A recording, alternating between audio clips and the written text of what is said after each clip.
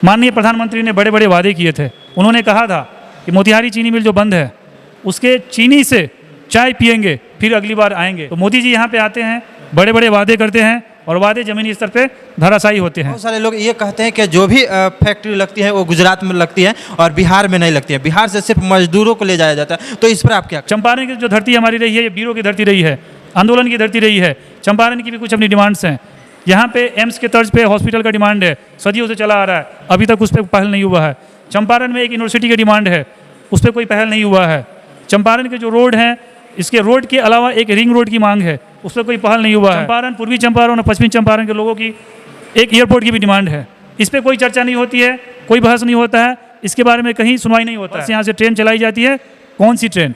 श्रमिक ट्रेन, जिसमें यहाँ की जनता, यहाँ की लोग भर भर के जाएँ और अन्य प्रदेशों में जाके मजदूरी करें। इससे पहले भी उन्होंने बिहार को 1.25 लाख करोड़ का पैकेज देने की वादा किया था और अब जहाँ तक मुझे अनुभव है, जहाँ तक मुझे पता है, अभी तक उसका एक राशि भी मिला नहीं है। स्वागत है आप सभी को नेशनल पब्लिक न्यूज़ में। अभी मेरे साथ है चित्तरंजन फौजी जी और ये जो है रिटायर होकर जब से जन स्वराज में ज्वाइन हुए तब से जो है नौतन बैरिया विधानसभा के जो भी समस्या है उस पर ये काफ़ी अच्छी तरह से ये अपने बात रख रहे हैं और ये अपने नेता प्रशांत किशोर जी के पास भी पहुँचा रहे हैं और ये दावेदार प्रत्याशी भी है नौतन बैरिया विधानसभा से। अब इनसे जानेंगे कि उस क्षेत्र की समस्या क्या है और उस क्षेत्र के समस्या को कैसे दूर करना चाह रहे हैं। सबसे पहले स्वागत है आपका भी, बहुत बहुत स्वागत है और बहुत बहुत धन्यवाद कवरेज के लिए।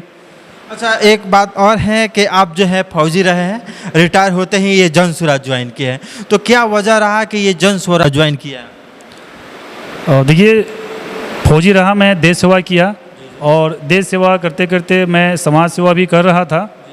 समाज से डायरेक्ट मैं कनेक्टेड था, यथाशक्ति जहाँ भी संभव हो पा रहा था।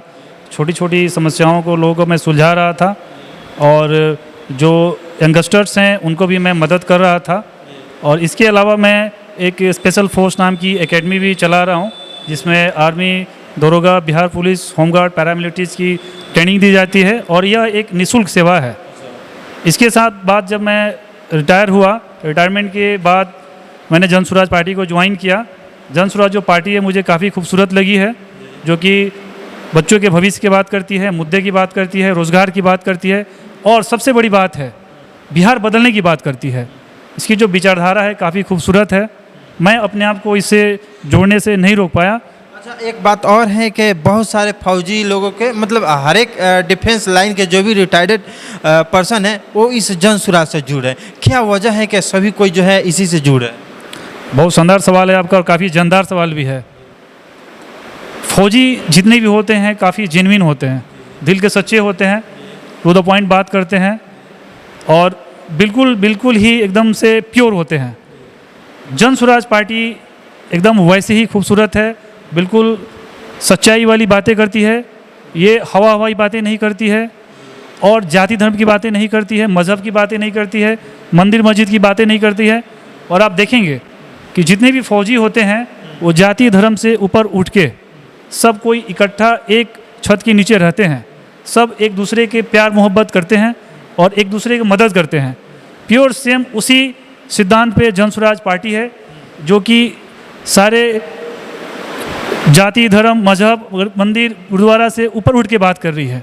अच्छा, मतलब आपके साफ तौर पे ये कहना है कि ये पार्टी जो है लोगों को अलग अलग में डिवाइड नहीं कर रही है कि ना? बिल्कुल, ये सबको मतलब एक साथ लेकर चल रही है। बिल्कुल, ये जो पार्टी है सबको एक साथ लेके चल रही है और पार्टी का जो मेन कोर है वो विकास ही है, सबका विकास ही है।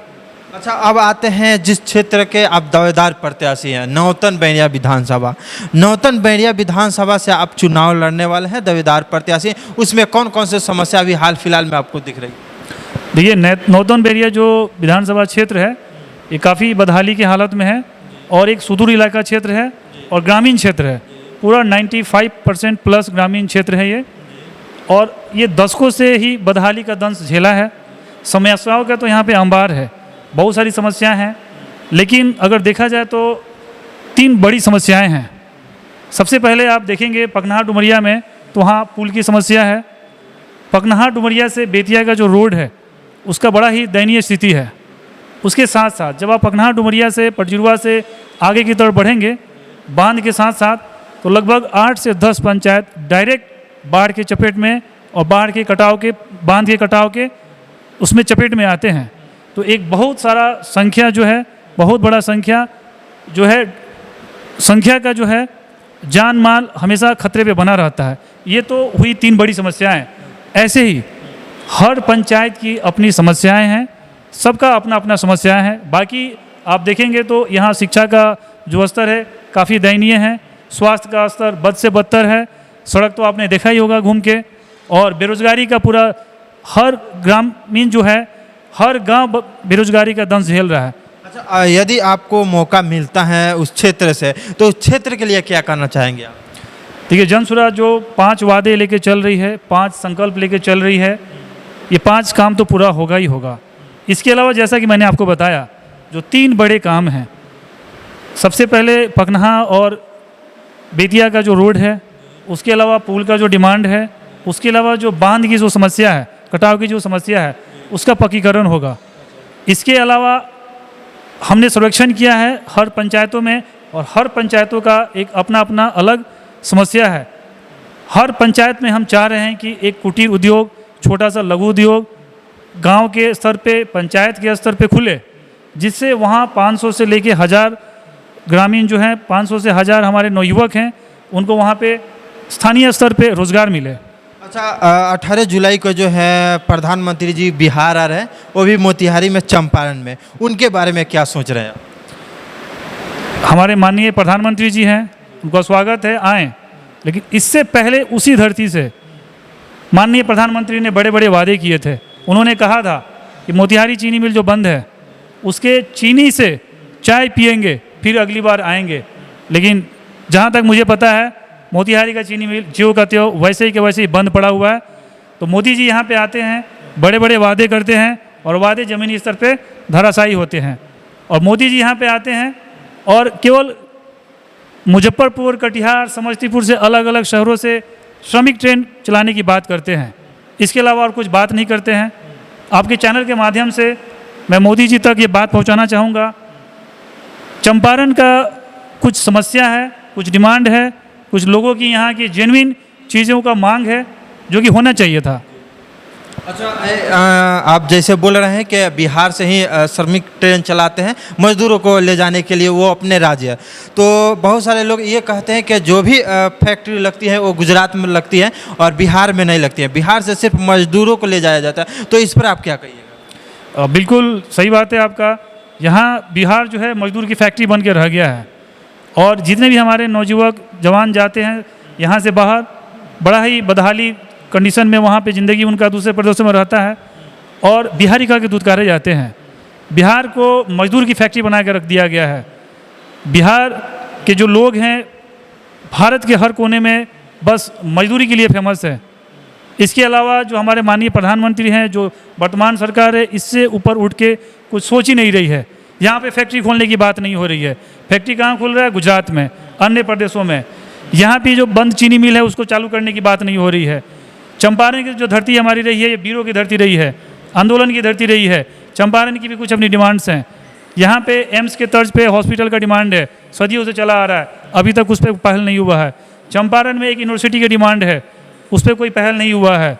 चंपारण के जो रोड हैं, इसके रोड के अलावा एक रिंग रोड की मांग है, उस पर कोई पहल नहीं हुआ है। आपने सुना होगा कि 2020 विधानसभा जब चुनाव था तो रक्सौल में एयरपोर्ट का मेजरमेंट शुरू हो गया था, और अभी ज्यों का त्यों है, अभी तक भी काम शुरू नहीं हुआ है। चंपारण, पूर्वी चंपारण और पश्चिमी चंपारण के लोगों की एक एयरपोर्ट की भी डिमांड है। इस पर कोई चर्चा नहीं होती है, कोई बहस नहीं होता है, इसके बारे में कहीं सुनवाई नहीं होता है। बस यहाँ से ट्रेन चलाई जाती है। कौन सी ट्रेन? श्रमिक ट्रेन, जिसमें यहाँ की जनता, यहाँ की लोग भर भर के जाएँ और अन्य प्रदेशों में जाके मजदूरी करें। अच्छा, आपके नेता प्रशांत किशोर जी का एक बयान है कि प्रधानमंत्री जी 10 साल प्रधानमंत्री रहे और बिहार से वोट लिए, और बिहार से उनको काफ़ी ज़्यादा सपोर्ट मिला, 39 से सीट उनको मिला, मगर बिहार के विकास के लिए एक भी बैठक नहीं की है, और वो फिर आ रहा है। तो इस पर क्या कहिएगा? बिल्कुल, पिछला 2014 के इलेक्शन में यहाँ से 39 सांसद चुन के गए, और चंपारण के धरती से उनको बहुत प्यार मिला। अभी 2024 जो इलेक्शन हुआ था, इसमें भी 30 सांसद चुन के गए, और चंपारण के लोगों ने उनको भरपूर सहयोग दिया। लेकिन नरेंद्र मोदी जी यहाँ से सांसद यहाँ से चुन चुन के जा रहे हैं, लेकिन जो यहाँ की समस्याएं हैं उस पर कोई अमल नहीं कर रहे हैं। इससे पहले भी उन्होंने बिहार को 1.25 लाख करोड़ का पैकेज देने की वादा किया था, और अब जहाँ तक मुझे अनुभव है, जहाँ तक मुझे पता है, अभी तक उसका एक राशि भी मिला नहीं है। और ये हमारे पार्टी का भी डिमांड है, हमारे पार्टी का सवाल है डायरेक्ट कि जो आपने 1.25 लाख करोड़ बिहार को विशेष पैकेज देने की वादा किया था, उसमें से 1.25 लाख रुपया भी नहीं दिया अभी तक। अच्छा, लास्ट में आप अपने नौतन बैरिया विधानसभा क्षेत्रवासियों के लिए क्या कहना चाहेंगे? मैं आपके चैनल के माध्यम से नौतन विधानसभा के क्षेत्र के ग्रामीण क्षेत्रवासियों से ये कहना चाहूँगा कि आपने सारी पार्टियों को देखा है, सब पार्टियों की सरकार यहाँ पे बनी है, अलग अलग जनप्रतिनिधि यहाँ पे रहे हैं, और फिर भी नौतन बैरिया जो है बदहाली से नहीं निकल पाया है। नौतन बैरिया की जो समस्याएं हैं, जो प्रतिनिधि के द्वारा जो किया गया वादा है, जो का त्यों है, आपसे हमारी गुजारिश है कि एक बार आप जनसुराज पे विश्वास दिखाएं, जनसुराज को एक बार सपोर्ट करें, एक बार जनसुराज को वोट करें, और देखें जनसुराज आपकी सारी समस्याओं का निदान करेगी, जितनी भी स्थानीय समस्या हैं उस पर पहल करेगी और आपके उम्मीदों पे खरा उतरने की काम करेगी।